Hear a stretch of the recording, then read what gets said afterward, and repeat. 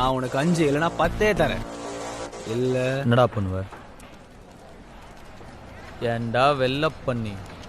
எந்த வேலையும் செய்யாம தகுதியான படிப்பும் இல்லாம உங்க அப்பா பணக்காரங்கிற ஒரே காரணத்தினால நோகாம நேரா முதலாளி சீட்ல உக்காந்த உனக்கே இவ்வளோ திமிர் இருக்கே. அப்பா அம்மா கஷ்டப்பட்டு ஸ்கூலுக்கு டொனேஷன் கட்டி எல்கேஜிலேருந்து 10வது வரைக்கும் ஃபெயில் ஆகாமல் படித்து 10வதுல ஈஸியான குரூப் எல்லாம் விட்டுட்டு இந்த குரூப் எடுத்தால் தான் இன்ஜினியர் ஆக முடியும்னு கஷ்டமான குரூப்பாக எடுத்து ஃபிசிக்ஸ்க்கு ஒரு டியூஷன், கெமிஸ்ட்ரிக்கு ஒரு டியூஷன், மேக்ஸுக்கு ஒரு டியூஷன் ரோடா அலைஞ்சு அதுக்கு ஃபீஸ் கட்ட பெற்றவங்கள வேற ரோடா அலைய விட்டு பப்ளிக் எக்ஸாமில் பாஸ் ஆகிறதுக்கு நைட்டெல்லாம் ஃப்ளாஸ்கில் டீ வச்சு படித்து காலையில் அலாரம் வச்சு எந்திரிச்சு படித்து அதில் வாங்குற மார்க்லாம் பத்தாமல் டிஎன்பிசி எக்ஸாமுக்கு வேற தனியாக ஒரு 2 மாதம் உட்காந்து படித்து அதில் வாங்குற கட் ஆஃப் மார்க் யூஸ்லெஸ்ஸாக போய் அம்மா நகையை அடமானம் வச்சு காலேஜில் சீட்டு வாங்கி ஃபர்ஸ்ட் இயர்லேருந்து 4th இயர் வரைக்கும் வச்ச அரியர்லாம் 4th இயரில் மொத்தமாக கிளியர் பண்ணி இந்த சொசைட்டிக்குள்ளே நுழைஞ்சா இந்த சொசைட்டி என்ன வேலை இல்லைன்னு செருப்பால் அடித்து